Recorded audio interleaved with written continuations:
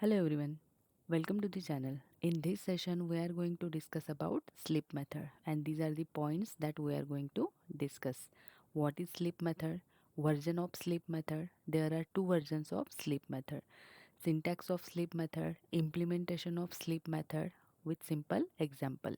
And additionally I will explain why do we need sleep method, that means what is the purpose of sleep method in Java, and at the end I will explain some important points to be remember about sleep method. Okay, so all points I will explain in simplified way, so just keep watching till end, you will get clear view about sleep method. So without wasting time, let's get started.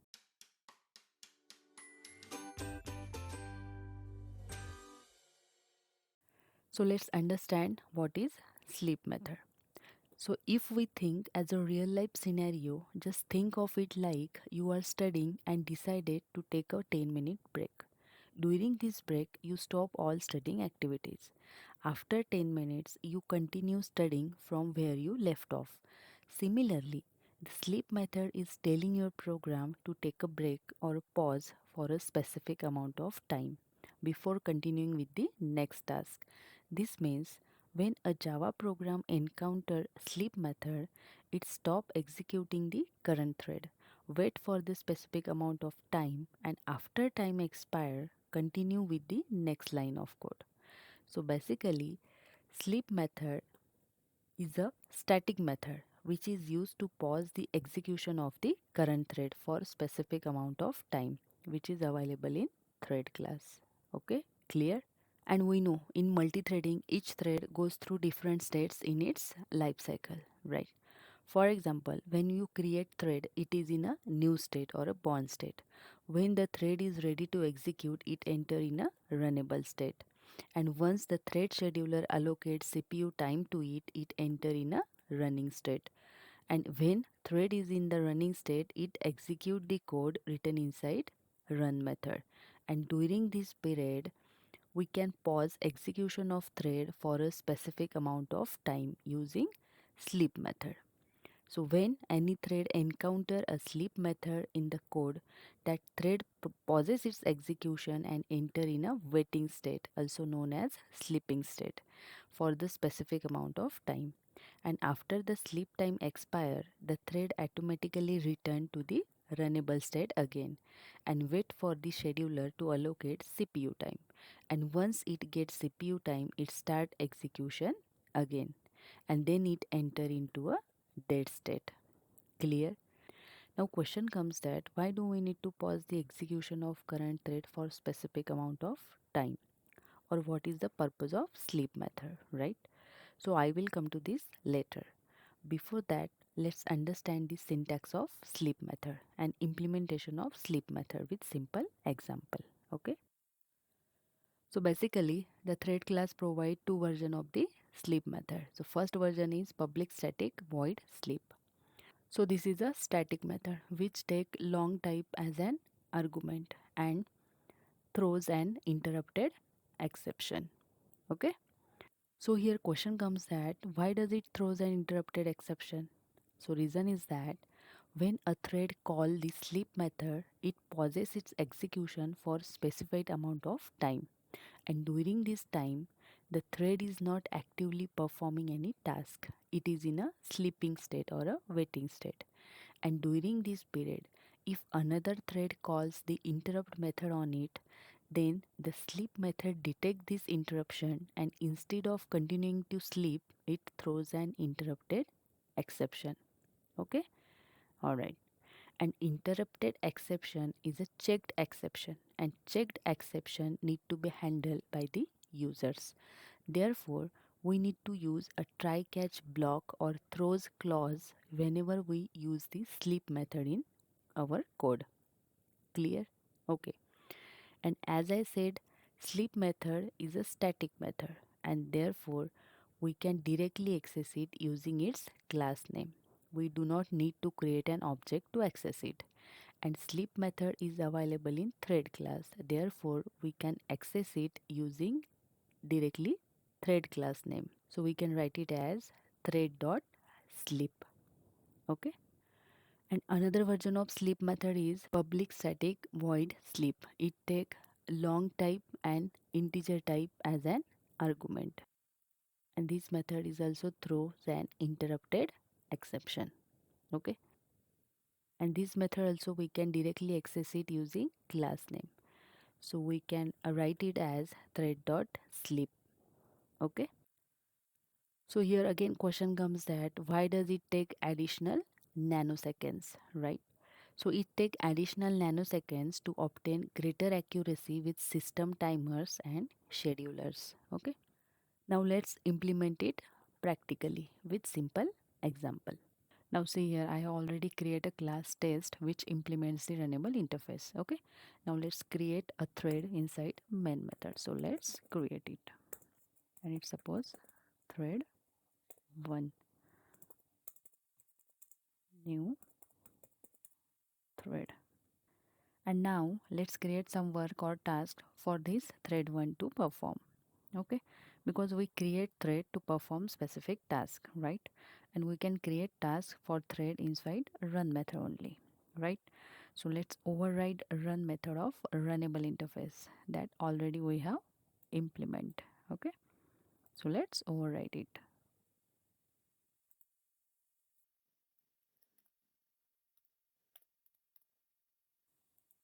And here inside run method, let's write code that thread 1 will execute.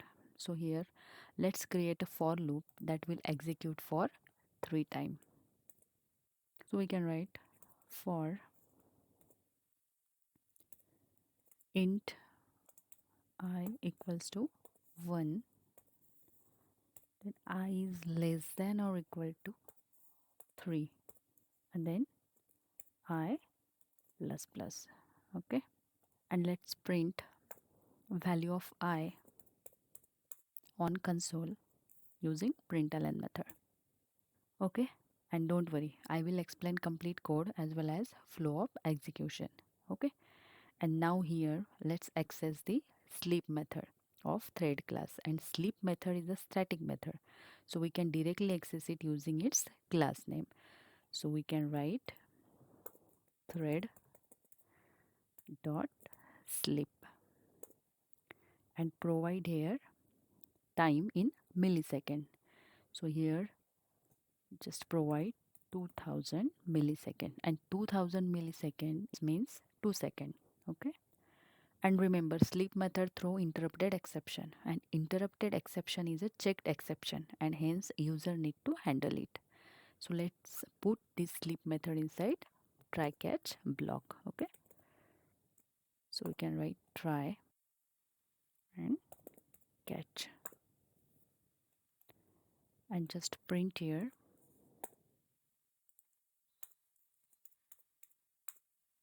E. So if an error occurs, this line print the error message on console. Okay, perfect. And now here inside thread constructor, we will need to pass runnable object. That means object of this test class. So first let's create it. Test, and it's a runnable object, right? Equals to new test. And now let's pass this runnable object to this thread constructor, so that this thread 1 will execute run method of this class, otherwise it will execute run method of inbuilt thread class.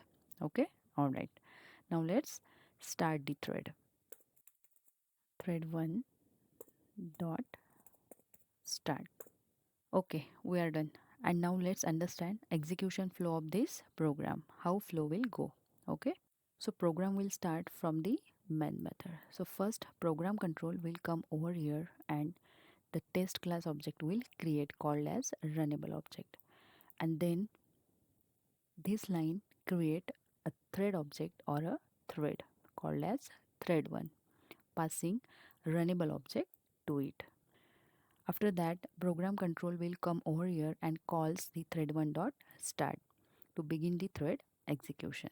And when start is called, then Java automatically calls the run method. So program control will come over here and this for loop will run 3 times. So here for loop is initialize I equal to 1 and we'll check for condition I is less than or equal to 3.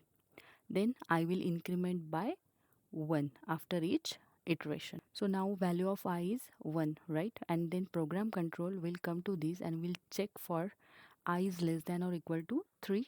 Yes, condition is true. Then program control will come over here and the current value of I, that is 1, will print on console. And then control come to this and will pause execution for 2 second because 2000 millisecond means 2 second. Then after sleep time expire, the control come to this and the value of I will increase by 1. And now value of I become 2.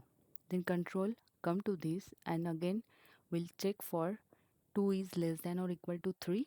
Yes, condition is true. Then program control will come to this and the current value of I, that is 2, will print on console. Then control come over here and will pause execution for 2 seconds. Then again value of I will increase by 1 and now I become 3. Then again it will check 3 is less than or equal to 3. Yes, condition is true. Then again the current value of I, that is 3, will print on console. Then again the control come over here and will pause execution for 2 seconds. Okay, and then again the control will come over here and will increase the value of I by 1. Then the value of I become 4. Then again we'll check for 4 is less than or equal to 3. No, condition is false and loop will end. So here we can write loop end. Okay, and then program control will come out of this loop. That means loop will end, and if thread is interrupted during sleep, then program control will enter into a catch block and will print error message on console. In normal execution, this catch block won't execute. Okay, so final output will be 1 will print on console, then it will take 2-second pause, and then 2 will print on console, then again it will take 2-second pause, then 3 will print on console and again 2-second pause will take, and then loop end will print on console. Okay, and program end.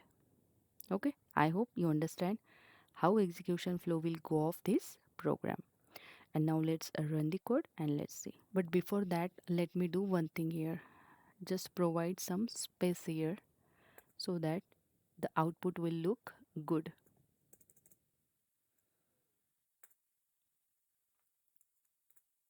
Similarly, let's provide some space here also. Okay, alright. Now let's run the code and let's see. You can see here, we'll print 1, 2-second pause, we'll print 2, 2-second pause, we'll print 3, 2-second pause, and then we'll print loop end. Okay, alright. So in this way, we can use sleep method to pause current thread execution. And remember, we cannot pass negative value to the sleep method. Can raise illegal argument exception. Okay, so let's check it out. So let's pass here minus 2000 millisecond. Okay, and now let's run the code and let's see. You can see here we have got an illegal argument exception. Okay, so simply keep in mind we cannot pass negative value to the sleep method. It can raise illegal argument exception. Okay, okay, now let's implement another method of sleep method. So here I have provide 2000 millisecond, that is 2 second. Okay, but suppose if we need to pass 1 second and zero point 0.5 millisecond, then in that situation we can use another version of sleep method which take two parameters. One is long type and another is integer type. That already we have discussed. So 1 second means 1000 millisecond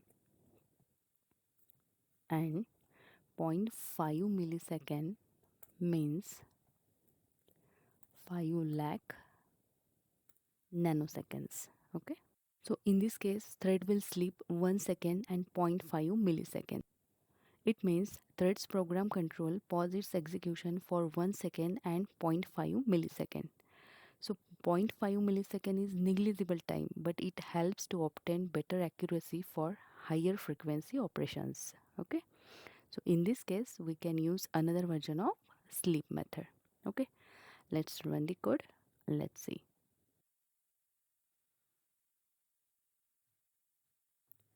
You can see here we have got an expected output. Okay, clear up to this?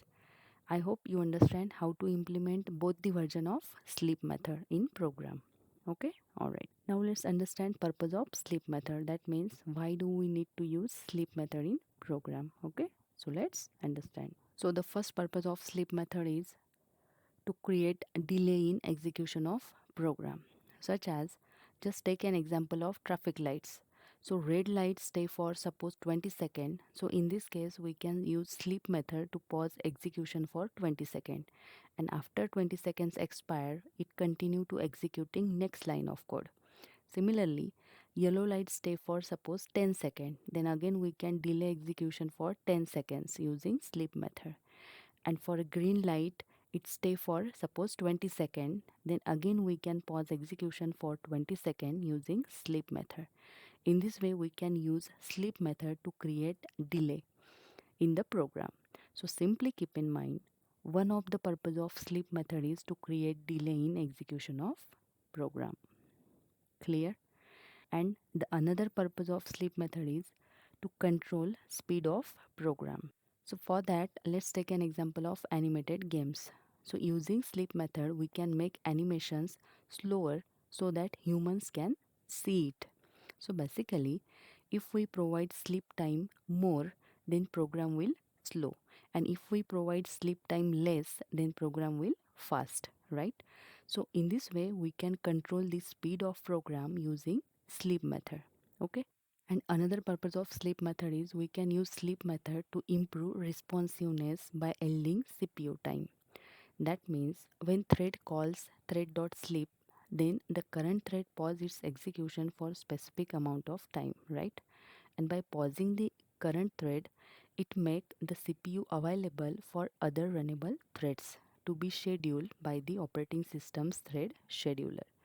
This can be beneficial in multi-threaded applications to improve responsiveness. Okay, clear? Now let's focus on some important points to be remembered.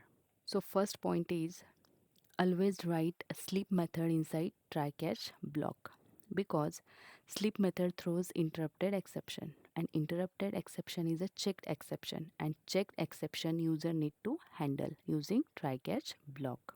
Okay, and another point is provide time inside sleep method in millisecond and nanoseconds only. Okay, and third point is don't provide a negative number inside sleep method, it can cause illegal argument exception. Okay, and remember, use sleep method carefully in the program, because sleep method make your entire program pause, so use it carefully. Okay, so these are some important points that you should remember while using sleep method in program. Okay, that's all. This is all about sleep method. And if you like this video, please like, share and subscribe to my channel. It motivates me a lot to make such interesting videos for you. Now I am going to end this session. Until then, keep learning, keep growing, and thank you so much for watching.